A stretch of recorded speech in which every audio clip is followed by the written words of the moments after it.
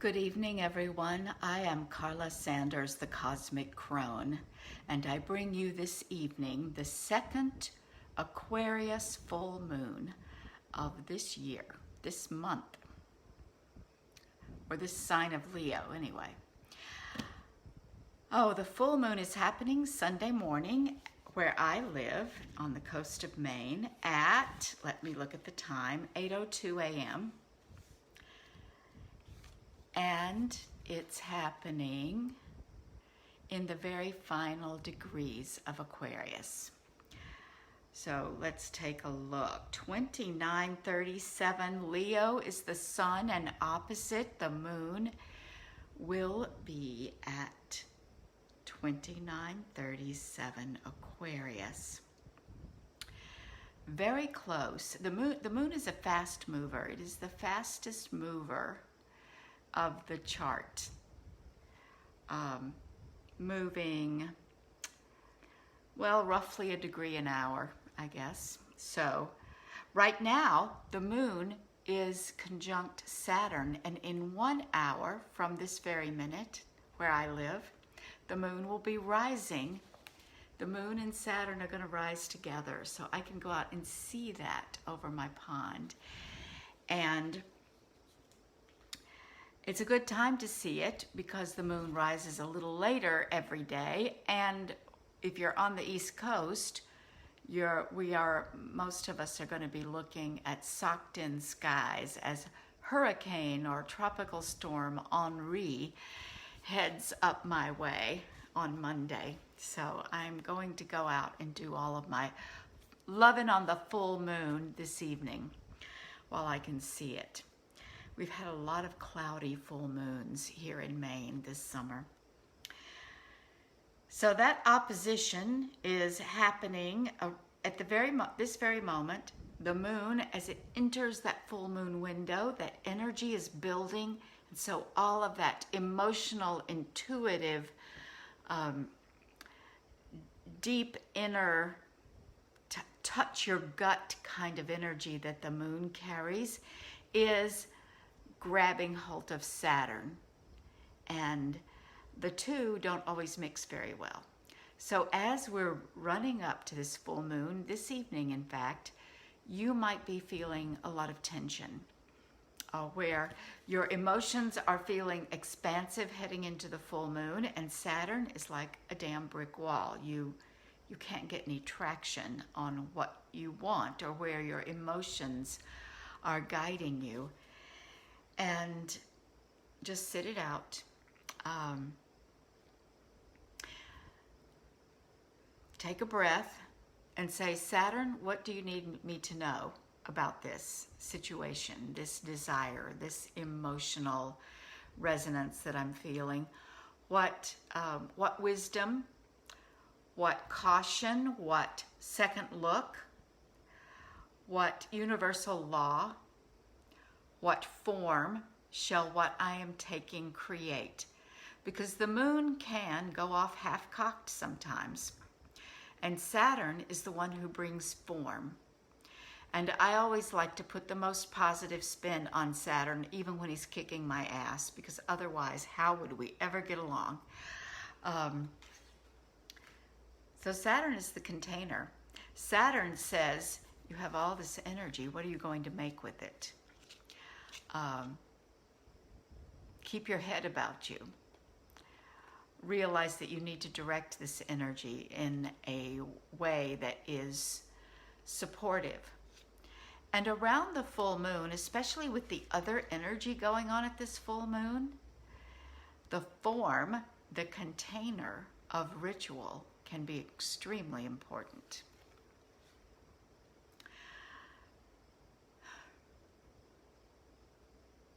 In a way, I'll bet you anything, we're going to be picking up the energies from the winter solstice, or the Capricorn solstice, as we say, because for some of you it's the summer solstice. And on the Capricorn solstice, December 21st, 2020, there was an exact conjunction at 0 degrees Aquarius of Saturn and Jupiter. And that energy has been vibrating and reverberating throughout this year and for some time to come, in fact. And so this moon, as the moon sweeps by Saturn and then sweeps by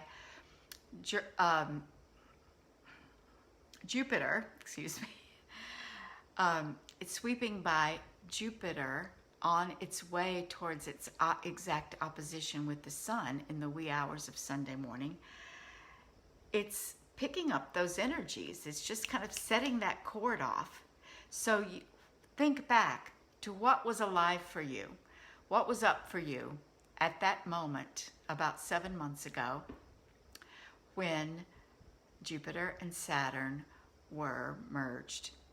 And you may find some of those themes are coming back around to go to another level, maybe to go deeper, maybe to allow you to witness and celebrate what has shifted for you. And I think the latter is really important. It's a time of saying, what have we created this year? We're already, 21 days ago, we were in Lammas, which is a celebration time of the witches' Sabbaths. It is a celebration, a genuine, as much of a celebration as Beltane, the first harvest, where we are looking and saying, what seeds did we plant in the early spring or the late winter? And what has come to fruition? So we are still in Lammas season. Lammas goes on all the way to equinox and Samhain even. And we're picking up those solstice vibes from December 21st, 2020. So this is a time for celebration. And I'm going to come back to that in a minute. What's going on? I always look at what's going on at the moon portals, new moon and full moon. These are portals and they have a different energy. One is fullness, fruition, celebration, expansion, standing in the moonlight that lights up like daytime for some of us. And the new moon is, what are we beginning? What seeds are we planting? What is hidden and gestating? And what is still in the secret inner place? What is the dark journey, the dark part of our cycle? So we are now in the full moon for celebration of fullness, and we are in the part of the year, at least in the Northern Hemisphere, where we are celebrating the fullness of our harvest and the fullness of the heat. The days are getting shorter. Here in Maine, even though it's incredibly hot and humid and very uncharacteristic for what we're used to here, we are still seeing the signs of the fading light and the impact it's having on the plants and the leaves and the animals. So this is kind of a bittersweet time for us here in the northern latitudes. What else is going on at the full moon? What do we need to be paying attention to? Well, what has been going on for months, the entire summer, has been air and fire. And we've still got air and fire. A grand trine fire. Psyche at 1441 Leo, the great attractor at 1415 Sagittarius, and Chiron at 1220 Aries. That is fire. All of these planets are talking to us through the medium of fire. And maybe that's why we're hot. And I know for some of you, you're burning, and that's not what you want. But fire is happening. Fire energy. Fire is a great purifier. Fire is a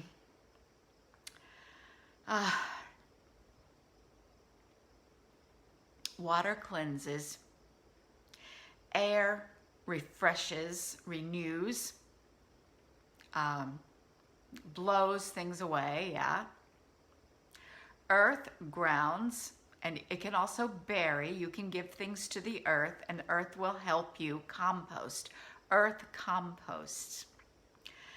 Fire transmutes. Fire is alchemy. So our cleansing that is going through, our releasing, is experiencing fire energy to take it clean out, wipe it out, transmute it. In the presence of fire, things become something completely different, and it happens very quickly, instantaneously. So we are once again in fire, and with these planets, the great attractor is the feminine void, this attractive, it is like it has a feminine goddess, shall we say, a feminine resonance, because it is pulling everything toward itself, and it is so vast and mysterious, we don't know what it is. It is some point in our universe beyond our galaxy that is drawing us to it. And it's in Sagittarius. And it's kind of interesting. Oh yeah, that's pretty good. It's resonating with the galactic center. The galactic center is around 27 Sagittarius, and the Sun today and Jupiter are in an aspect to the great attractor. The galactic center. So the galactic center is more in our neighborhood. It's the center of our galaxy, but it is still vast, huge, and mysterious. It is a black hole at the center of the galaxy. But what does that even mean? Well, it's a quantum portal. It plays with light and matter in a way that nothing else does. And so it is a quantumizing, I'm just making this up. I ask to be a channel. Take it or leave it, but I'm not censoring this. It is a quantumizing force at the center of our galaxy. And in the scope of the whole universe, it's our neighbor. It's the center of town. It is the village square. It's a place that we relate to all the time. And right now, the Sun in Leo at around 27, on its way to that meeting of opposition with the Moon, is communicating with the galactic center, which is also communicating even more closely with Jupiter. In fact, the Sun at this point is opposite Jupiter in the last day or two. So we have this Jupiter-Sun opposition connecting to the great attractor. I keep saying that, sorry. The galactic center. And then it shifts all the way into the full moon. And at the moment of the full moon portal, the great attractor is part of a grand fire trine with Psyche, exactly connecting with Psyche over in the middle of Leo. Psyche is the her story represents the feminine initiation journey, a woman's initiation. From hapless maiden who can't seem to get anything right, everybody's telling her what to do and what to think, and she's trying to figure out how to behave and how to keep everybody on her side, how to stay in good graces. She just really doesn't know what to do. She is a maiden, and all these people are telling her who to trust, who to believe, who's probably lying to her, and she does not have what it takes yet to follow her own heart and intuition and trust herself. But this is the beginning of a journey. Now, I have heard people say that Psyche represents the wound you believe you cannot heal. And in the beginning of her story, that's what she thought. She thought she was doomed. She got on the bad side of Venus and thought that she was lost, that, you know, Venus was going to eat her alive and she would never succeed or have what she wanted in life. But she went through this initiation journey set up by Venus, and she came through as embodied goddess, divine feminine, part of Venus's household. You can Google that story if you want to hear the rest of it. So wherever you are, you may be feeling all these triggers, and you can be any age. You can be a crone. You can be at the end of your life. And the childhood, the maiden wounds, the maiden sense of, I'm never going to figure this out, I'm never going to get this right, I'm a hopeless case, can come up again, because it does. And the thing is,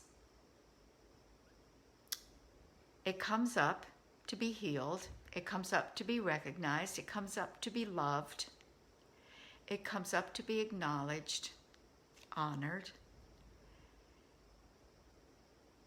because life is always teaching you and initiating you. And Psyche is communicating. First off, she is in Leo. Okay, Leo, she's connecting to the great feminine void of the great attractor, and she is she's also connecting, not across from, but she is connecting in the Grand Air Trine with Chiron, who is a mentor. Chiron is famous for being the initiator of the heroes, the mentor and teacher to heroes. He's also the mentor and teacher to healers. He, quote, invented or created medicine and healing along with his wife Chariclo.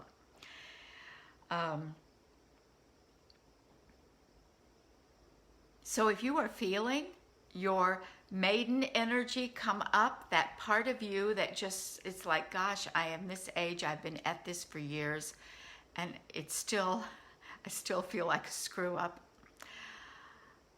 Turn to Chiron.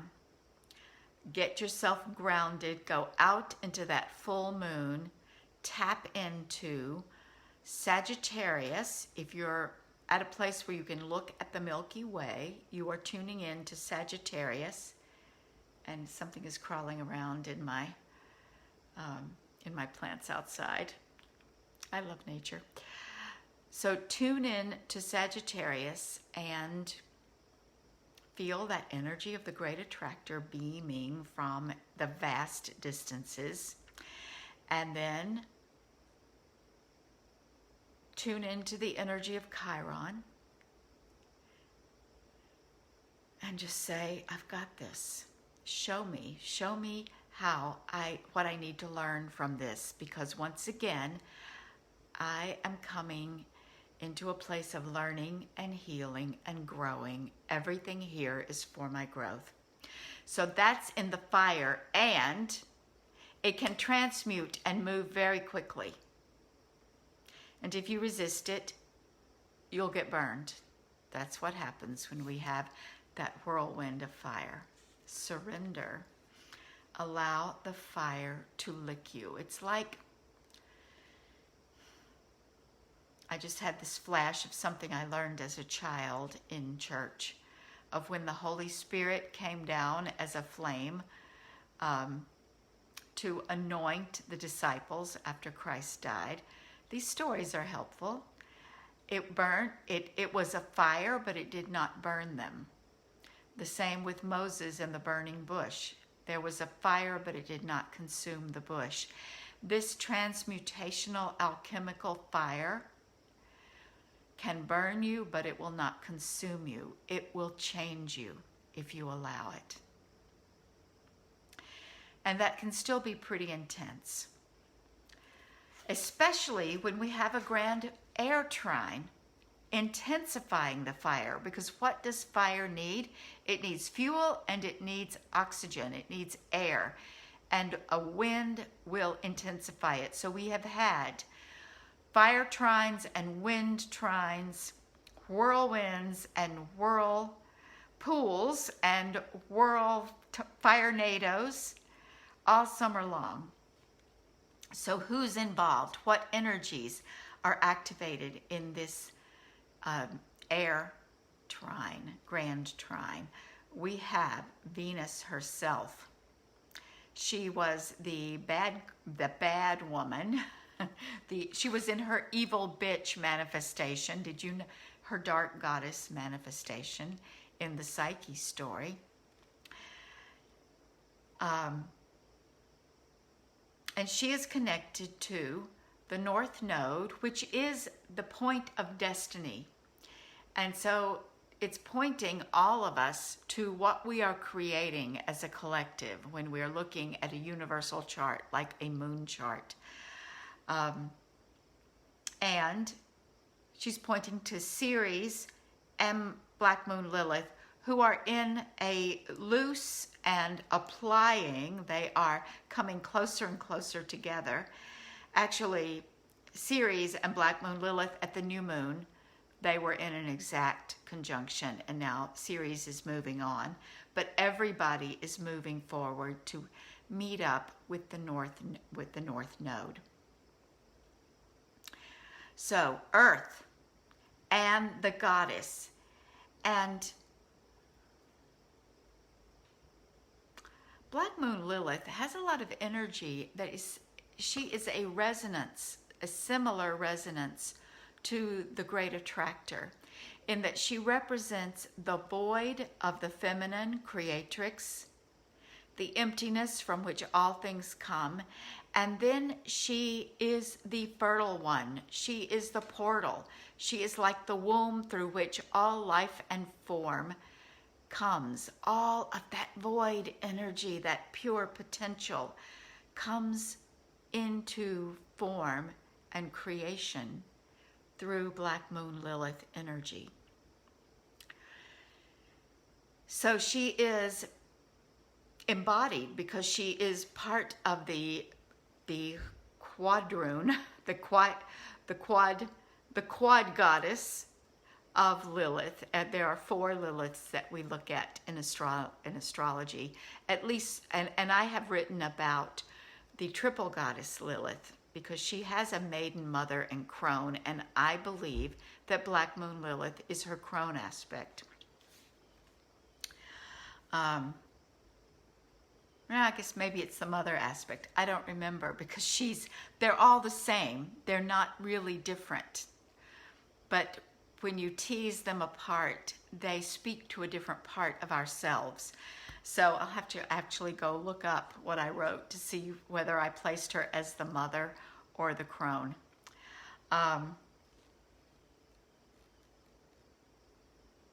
So there she is, communicating with Venus in air and Saturn in air.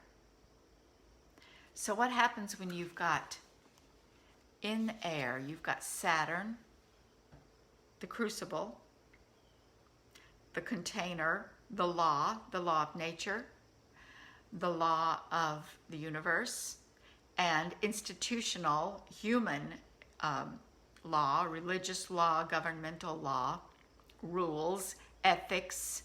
All of these things have a place in Saturn energy. Focus, concentration, getting the work done, herding the rest of the planets. Back when Saturn gathered up this energy and was named, he was the outermost planet. And so he was seen as kind of the shepherd of the planets, he was holding everything together by guarding the perimeter. And then old Galileo invented the telescope, and all of a sudden. But Saturn still carries that energy for us. And so he's picking up that divine feminine, bright, shining Queen of Heaven energy of Lilith in her home sign, one of her home signs of Libra, and all of this earth, goddess, destiny energy over in Gemini. And Gemini has extremely mental and intellectual bent. So it's about knowing your mind,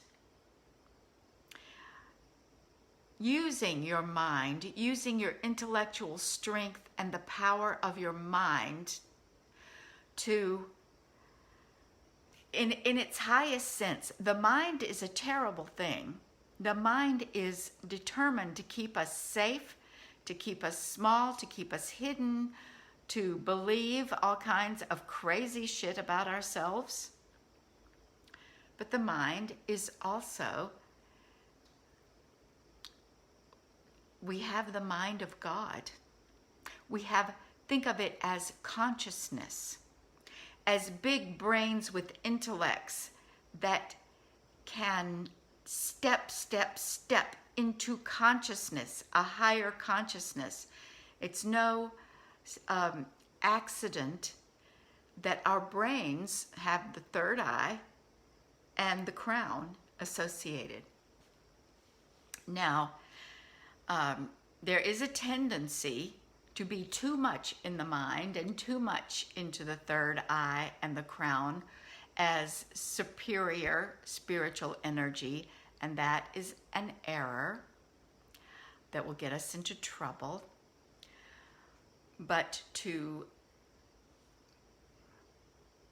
think that you don't have the power of your consciousness and your intellect to discern from the information that's around you, to discern what's going on inside of your emotions, to direct your energy, your emotions, your healing, your creative power. That's what the mind is for. It is for directing. It is for choosing, deciding. It is for connecting to our will and connecting to our heart and our compassion and connecting to our body, because we also have the intuitive mind. And that is an extremely embodied divine mind connected to the gut, to the second chakra, to the womb, to the earth. And so you want these to be working together. And we have them working together. We have Venus and Saturn and Ceres and Lilith and Psyche and the moon.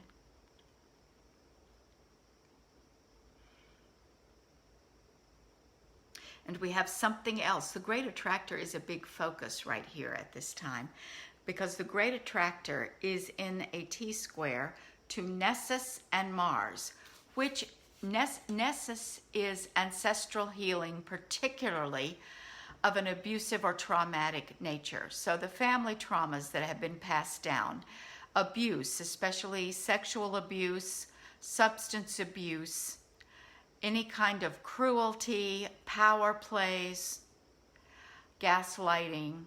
Nessus was an expert at all of it.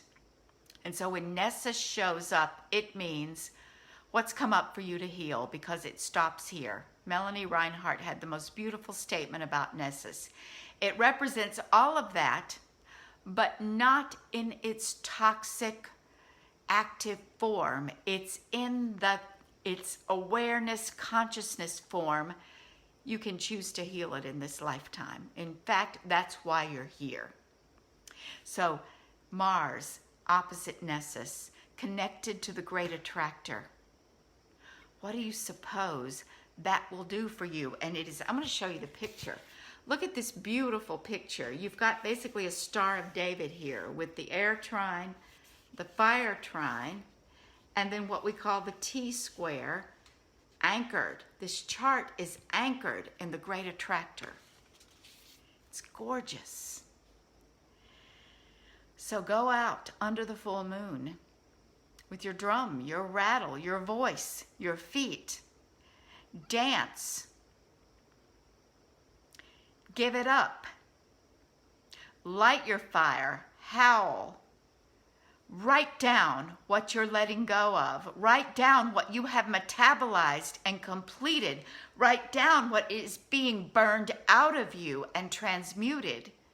Throw it into the fire. If you're able, if you have land, light a fire. If you have a balcony, light a barbecue. If you are in a house, light a candle. And you can light the fire inside your body. If you've worked with me, you know how to generate your fire in your belly. So any way that you know how to create fire, use this fire energy of this Aquarian moon to burn, alchemize, metabolize, shift, and release. We've been doing a ton of work since the eclipses early in the summer, before the late spring up here, before the solstice. And that work has come through you, and it is now time to step up. So much energy. There are people who work with codes. I have been receiving some codes through some of the mentors that I'm working with, and I'm not a big one for codes. I talk to planets. I talk to plants. I talk to animals. I talk to my personal guides who speak to me through all of those. But I was just with a friend today who was speaking about more codes. She's tuned into codes. So it doesn't matter to me how you get this energy, step up to it. And the other thing is we're all going to come to different conclusions because we are here as individuals on this planet with a signature energy. And my signature energy may take me in one direction or cause me to speak my truth, and yours will cause you to speak your truth, and it might sound like we're talking about different things or we are at odds with each other, and that is challenging. But that's part of being human, and that's part of why we're all necessary. That's why there are so many paths up the mountain, to borrow from the old truism about world religions. One mountain, many paths. And so anybody who says there is one path and I've got it, you might want to turn your back on them, or maybe you shouldn't turn your back on them. It might not be prudent, but shake the dust off your feet and realize that that is a lie. Okay, I've gone off down a rabbit hole. I want to close with this. There's a whole lot more happening, obviously, always. Pluto and Algol.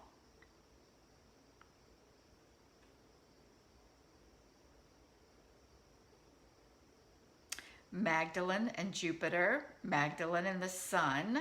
So Mary Magdalene is active in this moon. If any of you are particularly tuned into Magdalene energies, priestesses of Magdalene, you're going to feel this moon. This moon is going to have something very important to say to you. And you will have very important things to say to the world and to people, because this will come through you. And you don't need me to tell you this if you are a Magdalene follower or priestess. But in case you're just kind of tuned into Magdalene and you are still in your learning space, and even those of us who are not initiated in Magdalene mysteries per se, may hear her calling. So everybody tune in, because she is very much holding on to the energies of this full moon and the sun and Jupiter.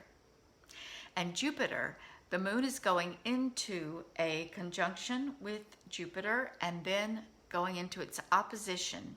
So Jupiter energies, really, really beautiful, expansive energy. Whenever Jupiter's involved, you've probably heard me say this before, pay very close attention to your vibration, what you're thinking about, what you're focusing on. Because Jupiter will tune into what you're focusing on and expand it. Jupiter is the expander, the creator, the giver. And like the universe itself, he takes instruction. So these next few days, celebrate.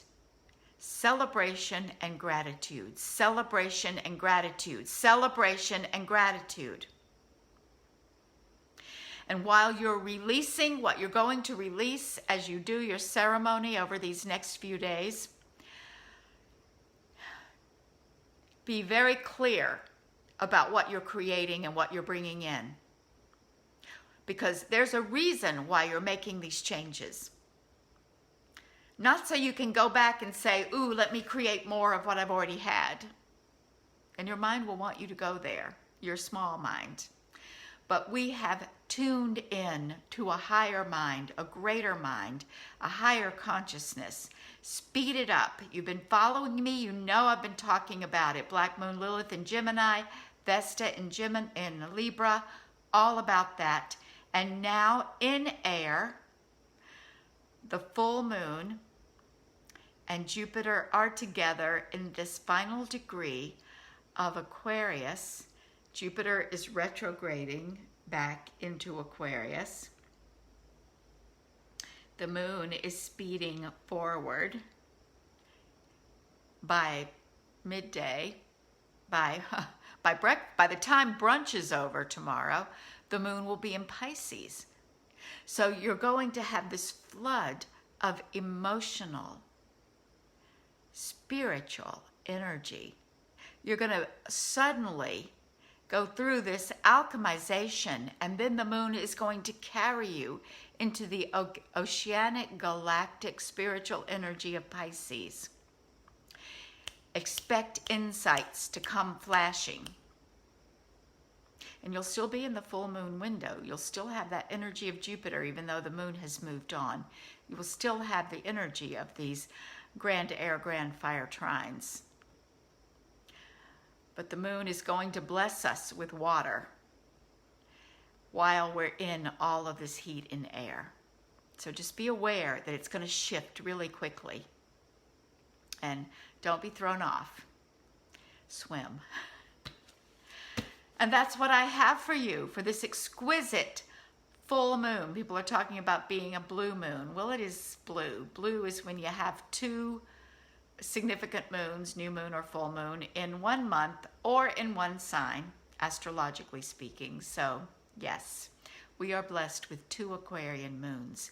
I think we need it. And this one is shifting rapidly, as I said, into Pisces, which we definitely need right now. The deep well of compassion and spiritual insight. Everything is being set up for during the full moon with the great attractor holding all of that energy. Then Pisces will wash it away and help you integrate. Thank you for listening, and do contact me to get your own natal divine feminine astrology reading. People are blown away when they get this reading. It's like no other reading you've ever had. Blessings, blessed full moon to all of you.